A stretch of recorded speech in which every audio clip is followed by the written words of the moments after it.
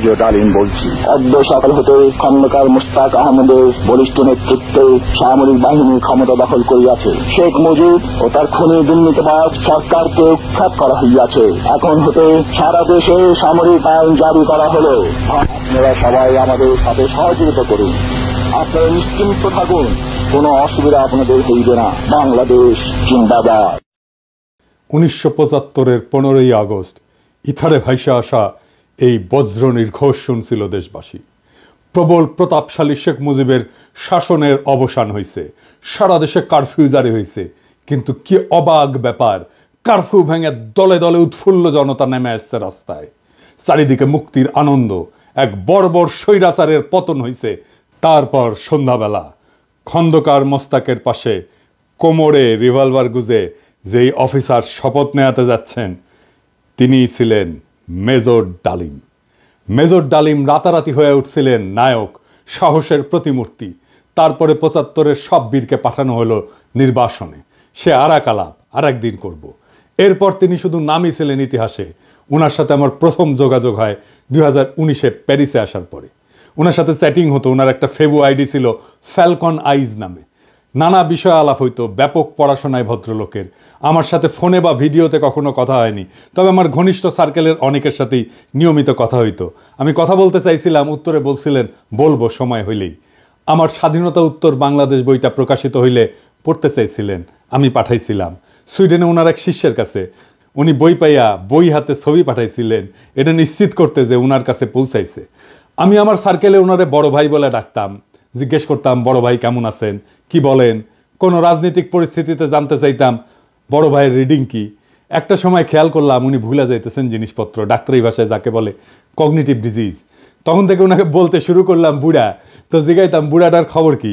যাই হোক, উনি নাকি বলছেন যে ওনার বয়স 75 বছর, আসলে ওনার বয়স 78 বছর। ওনার জন্ম 1946 সালে উইকিপিডিয়ার তথ্য অনুসারে। 64 সালে বিমান বাহিনীতে যোগ দেন ঠিক 18 বছর বয়সে। বুড়া বয়সে 3 বছর কম হয়ে বলছে আর কি। আমার অনুমান ভুলে বলছে। এপিসোডের স্ক্রিপ্ট লিখতে লিখতে ওনার ছবিটা খুঁজতেছিলাম, যে ছবিটা দেখাইলাম আমার বই হাতে, ছবিটা পাইতেছিলাম না। তো সুইডেনের বাইরে ফোন দিলাম, তো উনিও খুঁজতেছেন। এর মধ্যে বুড়া ফোন দিছে ওই সুইডেনের বাইরে। তো উনি যখন জানলেন যে আমি লাইনে আছি, উনি স্পিকারে দিলেন, আমি শুনতেছি। উনি বলতেছেন, আমাদের দুইজনকে স্পিকারে দিলেন। উনি জিজ্ঞেস করলেন পিনাকি কি দেখছে আমার লাইভ। আমি বললাম হ দেখছি বড় ভাই। তো সুইডেনের বড় ভাই ওনারা বলতেছেন, আপনি পিনাকির বই হাতে একটা ছবি তুলছিলেন না, আছে ওইটা। আমি শুনতেছি। তো বুড়া বলতেছে, পিনাকি বই লিখছে নাকি? কই, আমি তো দেখি নাই। তো রিসেন্ট মেমোরি নাই হয়ে যাইতেছে, আর্লি সাইন অফ আলঝেইমার্স। যাই হোক, বুড়া আমাদের মাঝে আরো অনেকদিন বাইচা থাকেন। ওনার লাইভ এপিসোড করছে ইলিয়াস। এইটাই সম্ভবত বাংলাদেশের মানুষের সর্বোচ্চ দেখা লাইভ। ইউটিউবে একসঙ্গে সর্বাধিক সংখ্যক দর্শকের লাইভ স্ট্রিমের রেকর্ডটা 8 মিলিয়ন। তবে এইটা বাংলা ইউটিউবের সর্বোচ্চ, এটা নিঃসন্দেহ। এবং আমার মনে হয় এই রেকর্ড আর কেউ কখনো ভাঙতে পারবে না। এইবার আসেন এপিসোডের প্রসঙ্গে। বাম, আওয়ামী লীগ আর প্রগতিশীল বিএনপির পুচ্ছে আগুন লাগিয়েছে একই সাথে। যাই হোক, আমি সবগুলা আগুন নিয়ে আজকে কথা বলবো না, কয়েকটা আগুন নিয়ে কথা বলি। প্রথম অভিযোগ কি, মেজর ডালিম নাকি খুনি। আসলে কি মেজর ডালিম খুনি? আসলে না খুঁজে দেখি।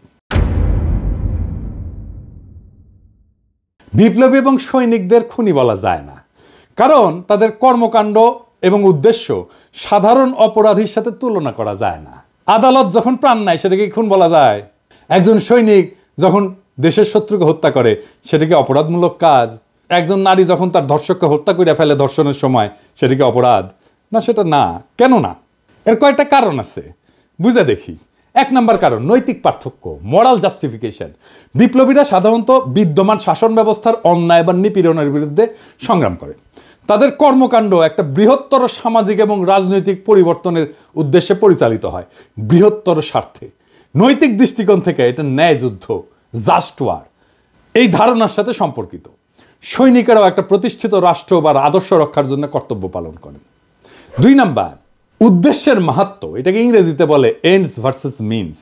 বিপ্লবী বা সৈনিকদের কর্মকাণ্ডের উদ্দেশ্য ব্যক্তিগত স্বার্থ না, বরং এটা বৃহত্তর সমাজ জাতির জন্য। দার্শনিক ইমানুয়েল কান্ট বা জন স্টুয়ার্ট মিলের মতবাদে উদ্দেশ্যের গুরুত্ব এবং প্রভাব নিয়ে আলোচনা আছে। মিলের উপযোগবাদ বলে একটা তত্ত্ব আছে। এটা অনুযায়ী যদি একটা কর্ম বৃহত্তর জনগণের কল্যাণে হয় তবে সেটা নৈতিকভাবে গ্রহণযোগ্য। 3 নাম্বার, সমাজের দৃষ্টিভঙ্গি বা পারসেপশন বাই সোসাইটি। সমাজ সাধারণত সৈনিকদের রক্ষক এবং বিপ্লবীদের ন্যায়ের প্রতীক হিসাবে দেখে। সময়ের সঙ্গে অনেক বিপ্লবীকে নায়ক হিসেবে স্বীকৃতি দেওয়া হয়। এটার আইনি ব্যাখ্যাও আছে। এক নম্বর হইতেছে যে লেজিটিমেসি অফ অ্যাকশন, মানে রাষ্ট্রীয় বৈধতা।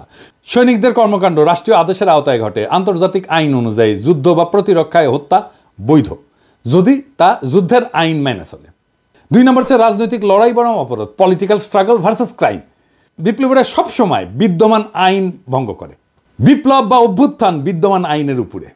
সেই জন্যে বিপ্লবীদের কর্মকাণ্ডকে অপরাধ হিসেবে বিবেচনা করা যায় না, কারণ আইন এটা সংজ্ঞায়িত করে বা ডিফাইন করে অপরাধ, আর বিপ্লব এটার উপরে। তা উপরে থেকে এই অপরাধের ডেফিনেশন তো বিপ্লব গ্রহণ করবে না। জুলাই বিপ্লবে পুলিশ নিহত হয়েছিল, মারা গেছিল, মেরে ফেলা হয়েছিল, এটা অপরাধমূলক কাজ না, এটা বিপ্লবী সহিংসতা। এই জন্যই এই হত্যার বিচার করা যাবে না, কারণ বিপ্লব অভ্যুত্থান আদালত বা আইনের চাইতে বড়। যদি পুলিশ হত্যার বিচার হয় তাহলে ধরে নেবেন বিপ্লব পরাজিত।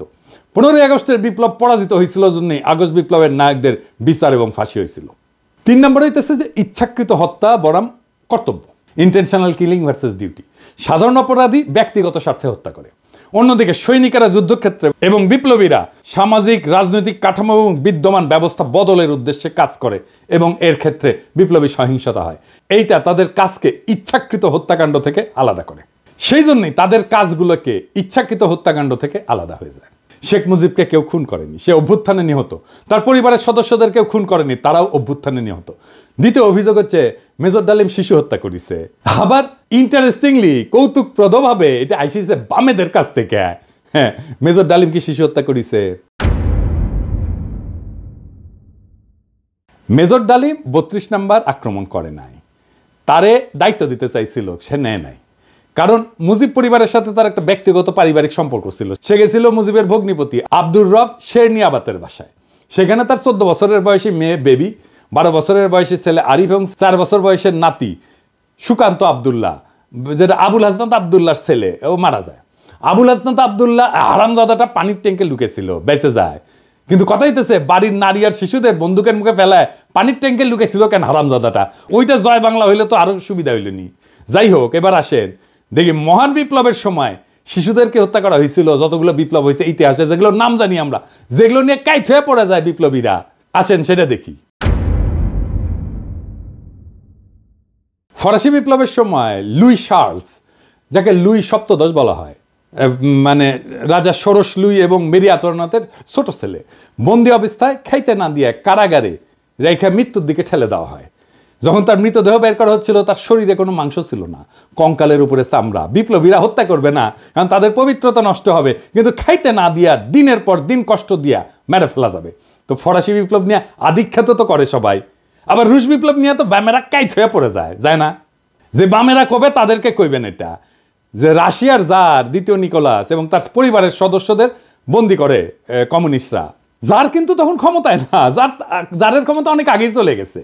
কমিউনিস্টরা কিন্তু জারের কাছ থেকে ক্ষমতা নেয়নি। কমিউনিস্টরা কেরেনস্কি সরকারকে উৎখাত করে ক্ষমতা নিয়েছে, মানে লেনিন। ক্ষমতা নেওয়ার পরে 18 সালের 17 জুলাই একসাথে হত্যা করে এই জারের পরিবারকে, তার স্ত্রী আলেকজান্দ্রা এবং তাদের 5 সন্তান, অলগা, তাতিয়ানা, মারিয়া, আনাস্তাসিয়া এবং অ্যালেক্সি। লেনিন মনে করছিল জারের পরিবার যদি বাইসে থাকে তাহলে তারা রাজতন্ত্র পুনরুদ্ধারের জন্য কাজ করতে পারে। এই জন্য পুরা পরিবারকে হত্যা করার সিদ্ধান্ত নেওয়া হয়। পরিবারের সকল সদস্যদেরকে কমিউনিস্ট বিপ্লবীরা গুলি করে হত্যা করে।